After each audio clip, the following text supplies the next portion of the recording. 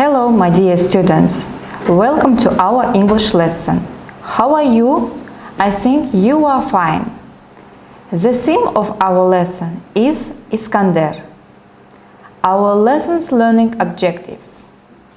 Deduce meaning from context in extended text on a range of familiar, general and curricular topics.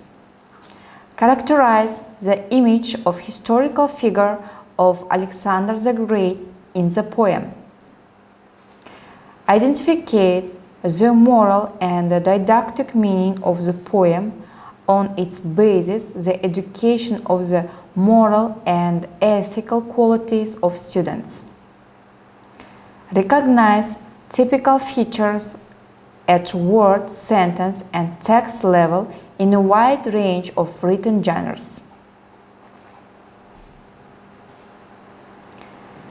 The image of Iskander, Alexander the Great, is very popular both in oral folk art and in the classical poetry of the East.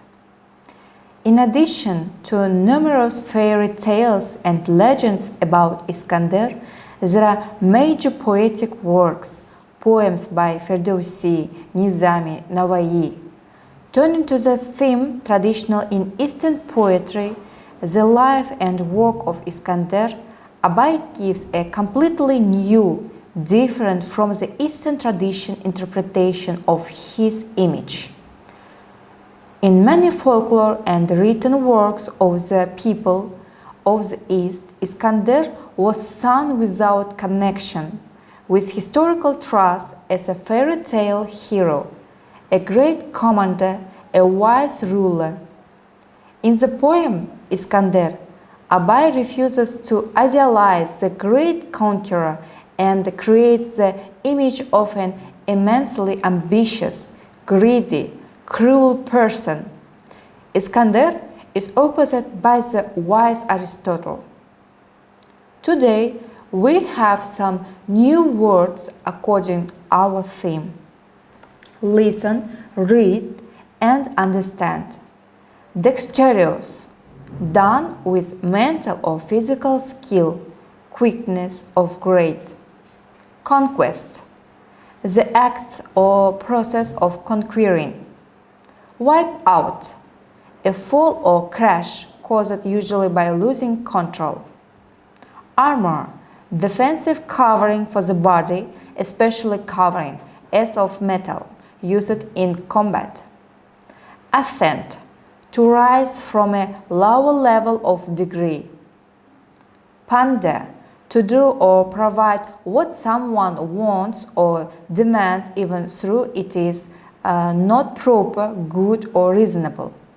Repulse, the action of drawing back an attack of being driven. So, Alexander the Great, born in 356 BS in the ancient Greek city of Pella, Aristotle was his teacher. He was well educated and extremely dexterous. His army used the lightest and the most durable armor. He always worked ahead of the army and knew each of his warriors by sight. He was a cunning and far-sighted politician. His divide and rule is still alive today. The rulers of the conquered territories were appointed natives of these lands. He firmly adhered to the principle, one who betrayed one day will betray again, and executed defectors. In addition, he was a subtle psychologist, allowing correspondence with relatives. In fact, he was the first military censor.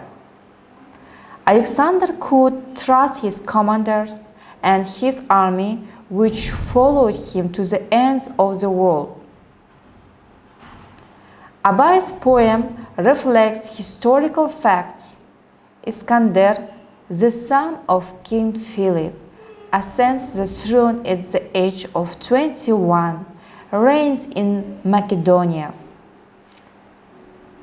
What do the Kazakh know about Iskander, the son of Philip, king of Macedon? Both strength, thought, and courage had Iskander, but he was vain, a vain, ambitious man. King Philip died, his son, then 21, ascended to the throne and was crowned king. The young king began to realize his dream, to conquer other lands and states, to gain glory immediately after coming to power. Obsessed by lust of power thereupon, he laid his plans, his neighbors' lands to seize. He armed a force, his scheme of conquest ripe, and went to war against his neighbors all. Much blood he shed, whole nations he wiped out. Say the towns and citadels and kings dethroned. He conquered all the lands around Macedon and flooded them with their own people's blood. He made his laws, he subjugated all, and ruled them with a cruelty unheard. How does Abai describe Iskander in his poem? All the Hanaths were his, all hands deposed, but his ambition drove him on and on. He was possessed by it, he wanted to be king of all the world, to rule the universe. A hard and ruthless ruler was Iskander, his subjects trembling at the thought of him. His regime to his ambition pandered and called him Hand of Hands and King of Kings. The whole wide world he wanted at his feet, to worship him and cower to sing his fame, and arming countless legions to the teeth, he set him out upon his great campaign. Now, let's do the listening task. Listen and complete the necessary words. Write it in your copybooks. Try to divide its meaning, give it thought. Iskander snatched the token eagerly. A precious prize he felt again he'd won, but set his disappointment for the close.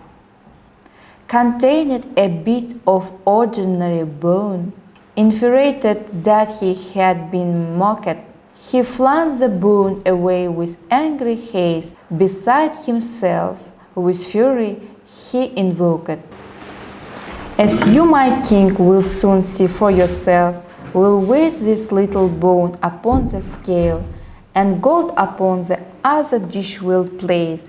He had no equal in his day in wisdom, and none of course can disobey a sage. Iskander had the balance brought at once. Upon the one dish the little bone was placed, and on the other gold, and yet more gold. The bone looked light, but always tripped the scales. Iskander watched in wonder and dismay. He added all this armor to the gold, but still it had no power to outweigh the bit of bone that tripped the scales again. Now let's check the words. The first missing word is divine. The second is precious. The third is invoked. The fourth is wisest. The fifth is bone. The sixth is brought. The seventh is scales. The eighth is armor. If you guessed between 0 and 2 words, you should try to the best. If you write 3 or 5 words, it is good. If you write 6 and 8 right answers, it is excellent. Now, Let's revise material from our today's lesson. You should answer to my questions. You have only 1 minute to think and answer. 1 minute for one question. So the first question. When was Alexander the Great born?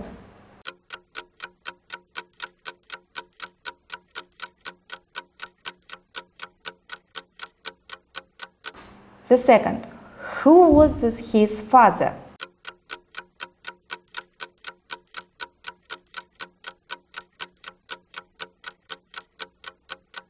The third. What did the keeper give to Iskander?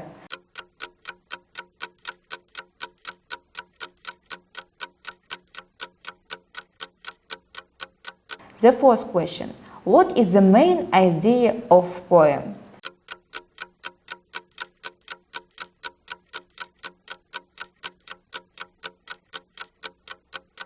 And the last, what is Iskander's real name?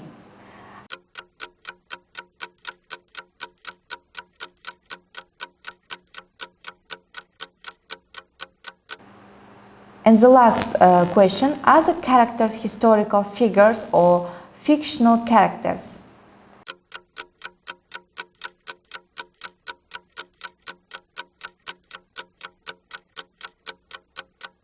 Alexander the Great was born in 356 BS. His father was King Philip. The keeper gave to Iskander the boon. The main idea of poem is reminder of the inevitability of death and the futility of Iskander's conquest aspirations, condemnation of his greed. Iskander's real name is Alexander the Great. The characters are historical figures. Now, students, your homework is to write an essay about Iskander and describe him in your work. Our lesson is over. I hope this lesson was useful for you and you will use it in your future life. Thank you for your attention. Goodbye.